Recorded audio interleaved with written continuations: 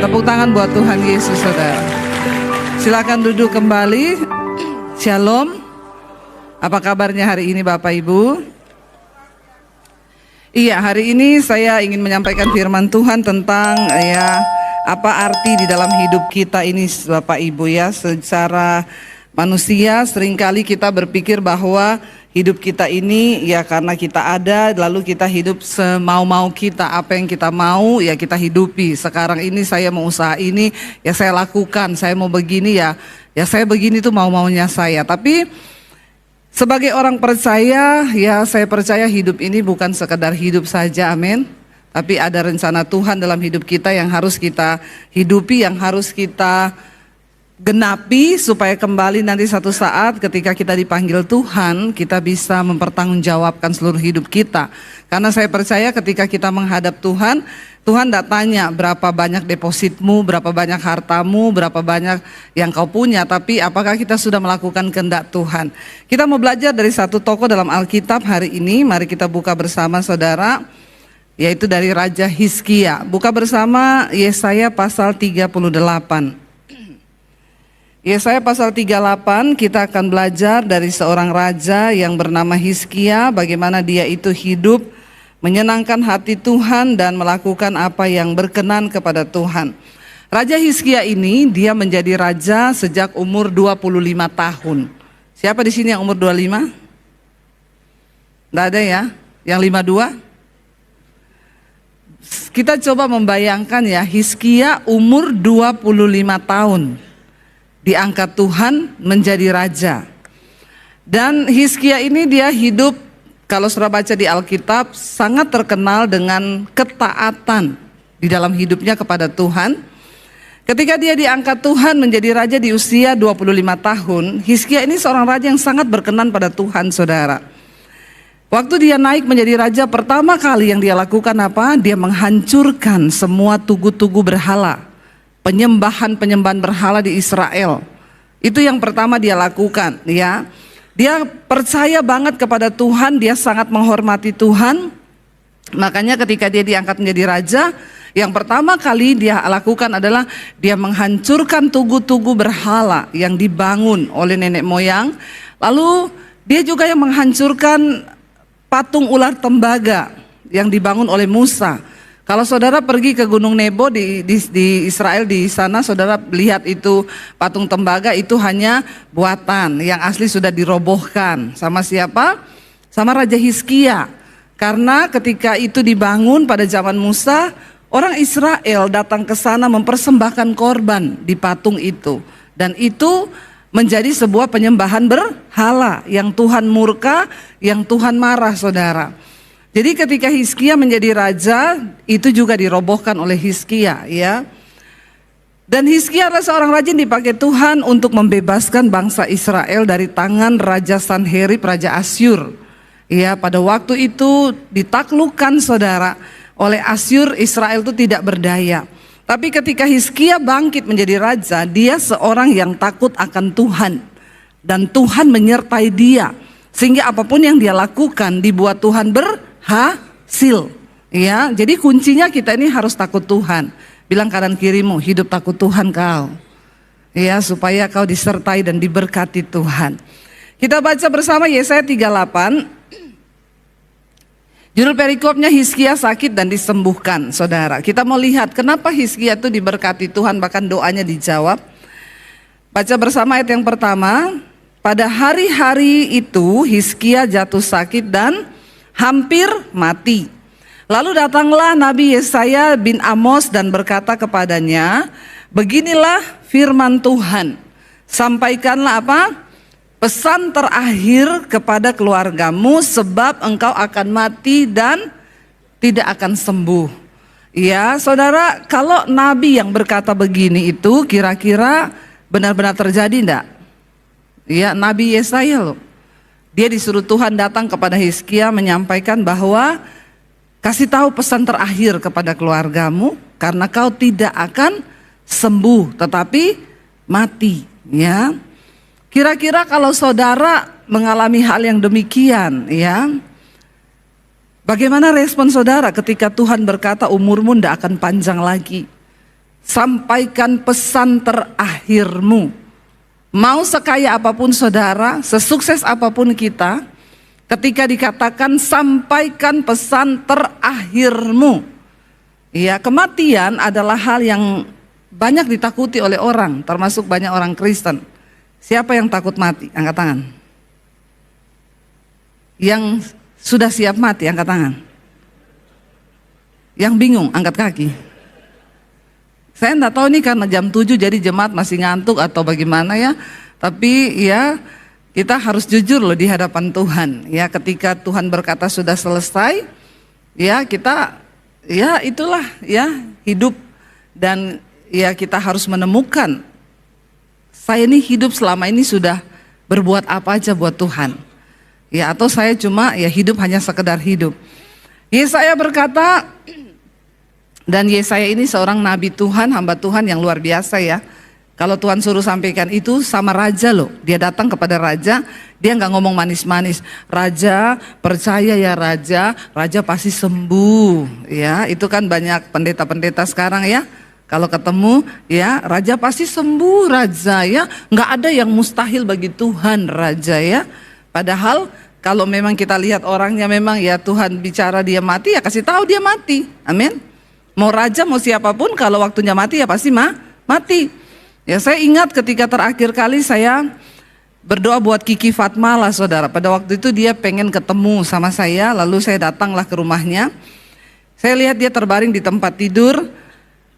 Ya, saya berkata kepada dia, ya Ki, mati adalah keuntungan di dalam Yesus. Jangan takut, karena kita ketemu Tuhan Yesus. Jadi persiapkan hidupmu. Percaya mati adalah sebuah keuntungan. Saya nggak ngomong kamu pasti sembuh ya. Nggak usah menghibur-hibur. A katakan A, B katakan B. Ya, dan kalau saudara juga dikatakan hamba Tuhan begitu, jangan kepahitan. Itu kok malah, karena saya lebih baik mempersiapkan orang itu menghadapi kematian. Tidak semua orang siap menghadapi kematian. Tapi mau tidak mau kita harus siap. Jadi daripada tidak siap, lebih baik sekarang mulai siap. Bilang kanan kiri mau siap-siap mati. Jangan tertawa, ini serius ya. Biasanya saudara kan dengar kalau pendeta bilang kanan kirimu, Tuhan baik. Itu sudah biasa. Bilang kanan kirimu, Tuhan memberkati. Itu sudah biasa. Ya, tapi katakan yang tidak biasa, kanan kirimu, siap mati kau, bilang. Ya, karena siap atau tidak siap, kalau harinya datang kita harus siap. Ya, mau sekaya apapun kita. Lalu saudara, Hizkia berkata begini, ayat 2 dikatakan di sana. Kita baca bersama, lalu baca orang Bandung ini enggak usah terlalu loyo ya. Kalau saya suruh baca tolong baca Alkitab ya. Saya tahu saudara ini jarang-jarang baca Alkitab ya. Ayat 2 baca bersama, 1, 2, 3. Lalu Hizkia memalingkan ke arah dinding dan ia berdoa kepada Tuhan. 3, ia berkata, ah Tuhan, ingatlah kiranya bahwa aku telah hidup di hadapan-Mu dengan setia dan dengan tulus hati, dan bahwa aku telah melakukan apa yang baik di mata-Mu. Kemudian menangislah Hizkia dengan sangat. Saat itu juga ketika Hizkia mendengar apa yang diucapkan oleh Nabi Yesaya, dia enggak takut, dia enggak apa, tapi dia menangis, dia berbalik ke arah dinding, dia meratap di dinding itu. Ratapan dan doanya dia bilang apa? Dia berdoa kepada Tuhan, dia cuma bilang gini, ah Tuhan, ingatlah kiranya bahwa aku ini telah hidup di hadapan-Mu dengan setia dan tulus hati. Satu saat kalau kita menghadap Tuhan, atau kita tahu kita mau mati dipanggil Tuhan, apa doa kita kepada Tuhan saudara? Kalau kita mau bilang Tuhan, ingatlah Tuhan hidupku. Kira-kira apa yang saudara mau ngomong tentang hidup saudara? Ingat Tuhan, aku ini masih selingkuh loh. Ayo. Bertobat ya. Tapi saya percaya di Bandung gak ada yang selingkuh ya. Gak ada toh? Gak ada yang ngaku. Apa yang kita mau sampaikan di hadapan Tuhan ketika satu saat kita akan dipanggil Tuhan? Hizkia dengan berani berkata, Tuhan ingatlah kiranya bahwa aku telah hidup di hadapan-Mu dengan setia, tulus hati, melakukan apa yang baik di mata-Mu. Kemudian menangislah Hizkia dengan sangat. Kita nggak perlu alay lebay ngomong sama Tuhan apapun, sebab Tuhan tahu hidup kita. Amin, saudara. Apa arti dari hidup kita hari-hari ini? Waktu kita menghadap kepada Tuhan, apa yang akan saudara sampaikan tentang hidupmu? Apa yang akan kita sampaikan? Waktu kita dibilang mau mati, kita mau nangisi apa? Meminta Tuhan membela kita, mendengarkan atau meminta kemurahan Tuhan, harus ada alasan Bapak Ibu. Amin. Tidak semua orang Kristen berdoa itu didengar Tuhan. Tidak semua orang Kristen berdoa dijawab Tuhan. Berikan kepada Tuhan alasan apa untuk dia menjawab doamu, untuk dia memperhatikan hidupmu, untuk dia memberkati engkau. Harus ada alasan. Apa yang kita mau katakan sama Tuhan? Ingatlah Tuhan, aku ini kalau hidup berantem terus sama istriku. Aku ini suami yang kasar, mulutku kotor, jorok. Apakah hal-hal yang seperti itu yang kita mau katakan di hadapan Tuhan? Ya, apa yang kita mau katakan? Tuhan, ingat aku ini istri yang memberontak sama suami. Ingat Tuhan, aku ini anak. Aku ini hidup dalam percabulan, dalam kenajisan. Hello saudara. Berikan Tuhan alasan untuk mempertimbangkan hidup kita, agar dia bisa mendengar dan menjawab setiap doa dan permohonan kita. Amin. Apa alasannya Tuhan harus memperhatikan engkau? Apa alasannya untuk Tuhan menjawab doamu? Yang pertama Hizkia bilang, ingat aku ini telah hidup di hadapan-Mu dengan setia. Saudara, dalam hidup ini kita akan menghadapi banyak masalah, persoalan, pergumulan. Pertanyaannya, apakah kita setia kepada Tuhan? Sampai di garis akhir, apakah kita tetap mau berkata hanya Engkau Tuhan yang aku puji, hanya Engkau yang aku sembah Tuhan. Aku gak mau peduli seberat apapun masalah yang sedang aku hadapi. Sekali Yesus, aku mau bilang tetap Yesus di hatiku. Amin saudara. Jangan pernah berkata, Engkau ada ndak Tuhan? Ya aku ini sudah ikut Engkau, tapi buktinya sampai hari ini di mana Tuhan? Ya, jangan beri kesempatan kepada iblis saudara untuk kita ini murtad walaupun hanya secara rohani. Banyak hari-hari ini orang Kristen yang murtad secara rohani, yang tidak lagi percaya kepada Tuhan. Tapi mari kita mau katakan, aku tetap percaya Tuhan. Apapun keadaanku hari ini, aku mau tetap bilang, Engkau setia bagiku. Sekalipun aku sedang ada dalam lembah air mata, dalam lembah kekelaman, aku mau ngomong Engkau setia Tuhan. Itu yang Tuhan cari dari hidup kita hari-hari ini saudara. Apakah kita jadi anak-anak Tuhan yang setia? Jalani proses, tidak usah protes, amin. Karena hidup ini adalah sebuah perjuangan, pertandingan. Hidup ini berat, kata kitab Ayub. Hidup ini berat. Ya, kalau sederhana itu rumah makan Padang, bukan hidup. Jadi yang namanya hidup ini pasti berat. Pasti ada perjuangan. Kalau udah gak mau berjuang ya jangan hidup. Tapi selama masih mau hidup harus siap untuk berjuang. Bersama Tuhan kita pasti menang. Katakan amin. Yang kedua Hizkia bilang, aku ini hidup dengan tulus hati di hadapan Tuhan. Ketulusan itu yang Tuhan lihat dari hidup kita saudara. Mengasihi Tuhan itu harus tulus. Tapi ketulusan itu tidak bisa dilihat sebagai ketulusan kalau tidak melalui ujian. Iya, apakah kita mengasihi Tuhan dengan tulus atau cuma karena ada maunya? Banyak orang datang ke gereja memberi persembahan karena ada iming-iming. Karena kalau memberi pasti akan diberkati. Main judilah kita sama Tuhan. Saya ngasih perpuluhan supaya saya diberkati. Saya ngasih persembahan supaya saya diberkati. Saya pelayanan supaya saya diberkati. Iya, saya melakukan ini. Tapi kalau nggak ada itu, sorry Tuhan, sorry.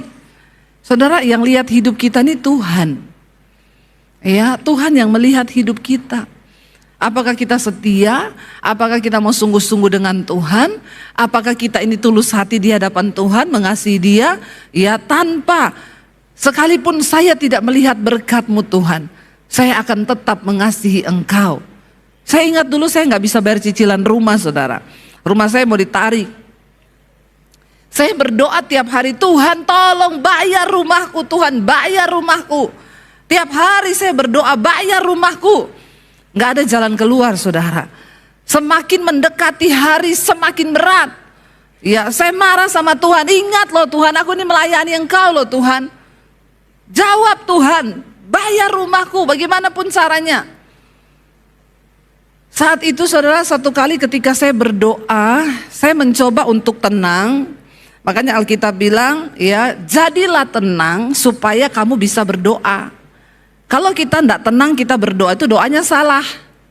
Doanya ego, doanya nyuruh-nyuruh Tuhan, doanya memerintah Tuhan. Tapi ketika kita tenang, duduk di kaki Tuhan, nangis saja nangis. Lalu saya mulai mencoba membuka hati dan berkata, Tuhan, apa yang sedang Engkau mau dari hidupku? Ajar aku Tuhan untuk melakukan apa yang berkenan di mata-Mu Tuhan. Tadinya saya berdoa begini, Tuhan, saya sudah bersaksi loh kemana-mana saya beli rumah. Kalau sampai rumah ini tidak bisa bayar lalu ditarik orang sama saya, siapa yang malu Tuhan? Kau loh Tuhan yang malu. Betapa kurang ajarnya saya. Ya, saya mau tanya saudara, Tuhan malu apa enggak karena kita? Ya kitalah yang malu, bukan Tuhan. Ketika saya akhirnya mencoba menenangkan hati, duduk di kaki Tuhan dengan ketulusan, mencoba mengerti apa yang Engkau mau dari persoalan yang saya hadapi Tuhan. Apa rencana-Mu, apa kehendak-Mu dari persoalan ini? Kasih tahu sama saya Tuhan supaya saya mengerti. Ampuni saya selama ini kalau saya salah berdoa. Lalu Roh Kudus mulai bicara di situ. Kenapa kamu berdoa bilang aku akan malu kalau rumahmu ditarik? Aku Tuhan, aku mulia, aku agung, aku itu mulia, keagunganku itu melampaui segala-galanya. Jadi kalau rumahmu ditarik, aku tidak akan pernah dipermalukan. Yang malu itu kau, bukan aku. Hello. Jadi tidak usah menodong-nodong Tuhan. Ngomong Tuhan malu padahal yang malu kita. Tuhan itu melihat sampai kedalaman hati. Akhirnya saya mulai menangis saudara di situ. Tiba-tiba saya menaikkan satu pujian, saya mulai menangis dengan air mata yang bercucuran, saya bertobat. Saya bilang, Tuhan, saya nyanyi, sekalipun Kau tak menjawabku, sekalipun Kau tak lepaskanku, namun ku akan tetap menyembah-Mu, takkan ku tukar dengan apapun. Saya bilang, Tuhan, walaupun Kau tidak jawab doaku, walaupun Kau tidak lepaskan aku dari masalahku ini, aku mau tetap bilang, aku akan tetap menyembah-Mu sebab Engkau Tuhan, Juru Selamat, kekasih, pengharapan bagi hidupku. Katakan, tepuk tangan dong. Tolong jemaat Bandung agak bersemangat ya. Saya ini sudah berkeringat loh ini. Walaupun masih pagi, ayo kita semangat bagi Tuhan, amin. Ketulusan kita mengikut Tuhan ini karena apa? Apa karena kita mengharapkan sesuatu dari Tuhan?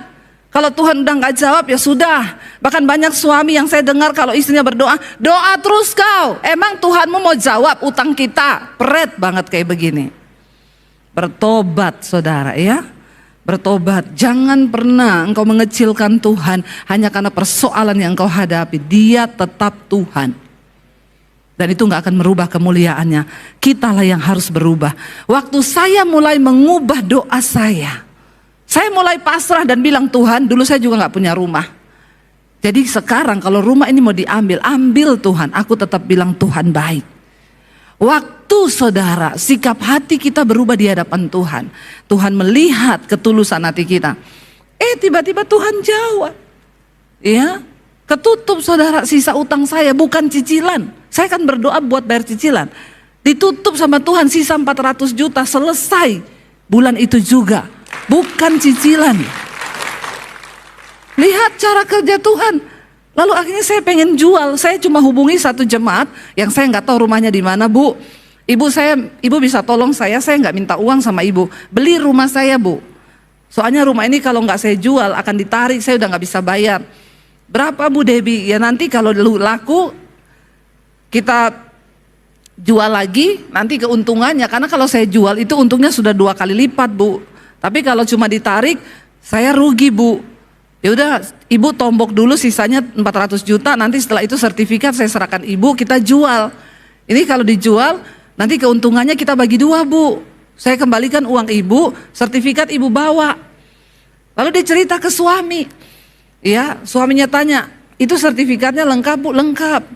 Ya udah, minta nomor rekening, ditransfer 400 juta, saudara. Waktu saya ambil sertifikat, saya tanya, Bu, maaf, alamat rumah ibu di mana ya? Saya mau antar sertifikat ini sambil nanti kita jual. Nggak usah, Bu Debbie, yang lama sudah berlalu, yang baru sudah datang. Itu berkatnya ibu. Loh saudara, semudah itu sorga berperkara, 400 juta loh. Tapi akhirnya saya cicil, saudara, seadanya duit sampai lunas. Saya nggak mau berhutang, biar nama Tuhan yang dimuliakan. Amin. Waktu saya menodong-nodong Tuhan, waktu saya marah-marah sama Tuhan, tidak tulus mengasihi Tuhan. Tapi ketika saya sudah rela dan lepas dan bilang, Tuhan, sekalipun engkau nggak tolong, aku tetap mau bilang engkau baik, engkau sungguh baik. Amin, saudara. Dalam setiap masalah, Tuhan tuh mau mengubah cara berpikir kita. Tuhan tuh mau mengubah pandangan kita. Tuhan tuh mau mengubah cara mencintai kita kepada Tuhan. Hizkia bilang, aku hidup dengan tulus hati. Dan yang terakhir dia bilang apa? Dan aku ini telah melakukan apa yang baik di matamu. Hizkia nggak nangis dengan alay, Tuhan ingat loh anakku masih kecil-kecil loh Tuhan. Enggak. Dia cuma ingatkan Tuhan, ini loh alasan untuk engkau beri dan jawab doaku, perpanjang umurku. Amin, saudara. Aku hidup melakukan apa yang baik di matamu. Apakah kita sudah hidup melakukan apa yang baik di mata Tuhan hari-hari ini? Atau kita melakukan apa yang jahat di mata Tuhan? Kepahitan, kebenci orang, sirik, dengki, gak mau berdamai, hidup dalam kenajisan, percabulan, perselingkuhan. Apa yang kita hidupi hari ini? Apakah kita melakukan apa yang baik di mata Tuhan? Kita belajar, saudara. Kalau apa contohnya, Bu, melakukan apa yang baik? Hari ini kau sedang bermusuhan dengan keluargamu. Alkitab bilang berdamai, ampuni orang yang menyakiti kau. Lalu kita berkata, Tuhan, sebenarnya berat bagiku. Tapi karena Tuhan yang suruh, aku mau melakukan apa yang baik di matamu, Tuhan. Aku ampuni iparku itu. Aku ampuni mertuaku itu. Aku ampuni adikku itu. Amin, saudara. Itu engkau melakukan yang baik di mata Tuhan. Jangan cuma lakukan apa yang baik di mata manusia. Hari ini, saudara, kita diberi waktu hidup sehari 24 jam. Berapa banyak jam yang saudara beri untuk Tuhan? Dan engkau tidak dipanggil hanya jadi jemaat gemuk di dalam gereja yang setiap minggu datang cuma mau dipuaskan rohaninya. Tapi engkau mulai harus bergerak menjadi jemaat yang melayani. Katakan amin. Layani Tuhan, saudara. Iya. Kalau saudara punya talenta apa, datang di gereja, aku mau melayani. Kalaupun gak di gereja, di luar gereja, jadilah berkat hidupmu. Yang bisa dibaca oleh semua orang, yang mulai berkata, Tuhan, apa yang bisa aku lakukan untuk kerajaan-Mu? Sebab ketika kita menghadap Tuhan satu saat nanti, ya yang Tuhan tanya, apa yang sudah kau lakukan bagiku? Marilah kamu, hai anak-anakku, yang melakukan kehendak Bapa. Itu kan yang Yesus katakan. Pada akhir zaman nanti banyak orang akan datang ngaku-ngaku, Tuhan, aku melakukan mujizat demi namamu. Aku usir setan demi namamu. Aku bangkitkan orang mati demi namamu. Tuhan bilang, enyah engkau semua daripadaku. Aku tidak mengenal engkau, sebab engkau pembuat kejahatan. Tapi Yesus bilang, tapi aku akan berkata begini, marilah kamu yang melakukan kehendak Bapa, ayo masuk dalam kerajaanku yang mulia. Jadi saudara, pada akhirnya yang Tuhan cari dari hidup kita, apakah kita menjadi orang-orang yang melakukan kehendak Bapa, apa yang baik di mata Tuhan. Kalau kau tahu kita harus hidup dalam kekudusan, jangan bersinah, ya bertobat, tinggalkan. Ya, kalau kau tahu rokok itu tidak berkenan pada Tuhan, ya tinggalkan, berusaha, berjuang. Karena kita mau menyenangkan hati Tuhan, melakukan apa yang baik di mata Tuhan. Suami-suami, bukankah engkau pengen istrimu melakukan apa yang baik di matamu? Istri-istri juga begitu kan? Ya, kalau menurut saya sebagai istri, ya apa yang baik di mata saya? Ya suami jangan pergi pulang malam-malam. Iya enggak Bapak Ibu? Ya ketika istri melakukan, suami melakukan yang baik kan rumah tangga kita jadi harmonis. Sama Tuhan pun begitu, menjadi orang Kristen bukan cuma sekedar masuk keluar gereja, puluhan tahun kau jadi Kristen. Tapi apakah kita sudah melakukan apa yang baik di mata Tuhan? Kemudian dikatakan menangislah Hizkia dengan sangat. Ayat yang berikutnya kita baca ayat yang keempat. Maka berfirmanlah Tuhan kepada Yesaya, pergilah katakanlah kepada Hizkia, beginilah firman Tuhan Allah Daud bapa leluhurmu. Apa? Telah ku dengar doamu dan telah kulihat air matamu. Sesungguhnya aku akan memperpanjang hidupmu 15 tahun lagi. Dan aku akan melepaskan engkau dan kota ini dari tangan Raja Asyur. Dapat bonus saudara, ya. Asyur adalah sebuah kekuatan yang kuat. Tapi karena Hizkia berkenan kepada Tuhan, dia sebutkan alasan-alasan hidupnya sehingga Tuhan menjawab doanya. Bukan hanya kesembuhan diberi, tapi bonusnya Tuhan melepaskan dia dari tangan Raja Asyur dan aku akan memagari kota ini. Sebab kemenangan raja berasal dari Tuhan. Inilah yang akan menjadi tanda bagimu bahwa Tuhan akan melakukan apa yang telah dijanjikannya dan lain sebagainya. Saudara bisa baca. Saudara, doa Hizkia adalah doa yang tokjer.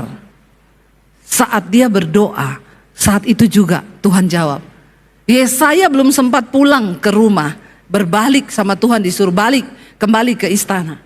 Aku mendengar doa Hizkia, aku melihat air matanya, pulang kembali.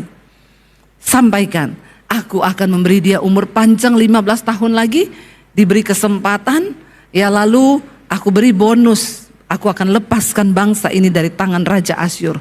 Bukan dengan peperangan, bukan dengan perjuangan, bukan dengan kekuatan militer, tapi cuma dengan perkenanan Tuhan. Saudara, di hidup ini kita butuh perkenanan Tuhan. Jangan coba hidup dengan kekuatanmu. Jangan coba berjuang dengan kemampuanmu. Karena Alkitab bilang terkutuk orang yang coba hidup dengan kekuatannya, yang coba hidup dengan pikirannya, tapi diberkati orang yang mengandalkan Tuhan. Apa arti mengandalkan Tuhan? Engkau hidup menyenangkan hati Tuhan. Engkau hidup berkenan kepada Tuhan dengan setia, dengan tulus hati. Ketika hari ini engkau sedang ada pergumulan dalam hidupmu, pakailah kesempatan itu untuk membuktikan kesetiaan dan ketulusan hatimu di hadapan Tuhan. Maka cepat atau lambat Tuhan pasti akan mendengar setiap doa-doa kita. Amin. Niko, waktunya sudah habis ya. Habis waktu. Saya undang para imam musik maju ke depan. Saudara, kita percaya bersama-sama bahwa ya apapun yang kita lakukan di hidup ini, Tuhan itu Tuhan yang melihat hidup kita. Persoalan, tantangan, pencobaan, pakai itu menjadi satu kesempatan untuk kita mendapatkan perkenanan Tuhan. Waktu saudara dapat perkenanan Tuhan, saudara dapatkan segala-galanya. Saya mau kasih contoh perkenanan Tuhan itu begini saudara. Roket itu kalau ditembakkan keluar angkasa, dia harus powerful, semua kekuatan dikerahkan. Kenapa? Karena dia harus berhadapan dengan gaya gravitasi bumi yang selalu punya kekuatan untuk mendorong semua benda yang naik itu akan dijatuhkan. Nah, untuk naik ke atas mencapai luar angkasa, dia menembus atmosfer bumi ini, itu ada satu kekuatan yang besar yang akan menjatuhkan dia. Dia kerahkan seluruh kekuatannya, powerful. Tapi waktu dia sudah tembus atmosfer bumi saudara, Roket itu tidak perlu kekuatan lagi, dia tinggal mengorbit. Cuma memang banyak yang nggak kuat ketika mau menembus atmosfer bumi ini. Banyak yang meledak karena tidak kuat. Mencapai perkenanan Tuhan seperti itu. Dalam hidup ini kita punya banyak pergumulan yang ingin menjatuhkan iman kita, tapi tetaplah kuat dalam Tuhan sampai engkau mencapai perkenanan Tuhan. Waktu kau sudah dapat perkenanan Tuhan, Hizkia tidak perlu bertempur melawan Raja Asyur, karena Tuhan yang beri kemenangan itu. Kita mau katakan di hadapan Tuhan, sekali Yesus tetap Yesus. Dalam segala keadaan kita mau percaya bahwa Dia Tuhan yang mengasihi kita, dan kita harus tulus mencintai Dia. Amin. Bangkit berdiri bersama saudara.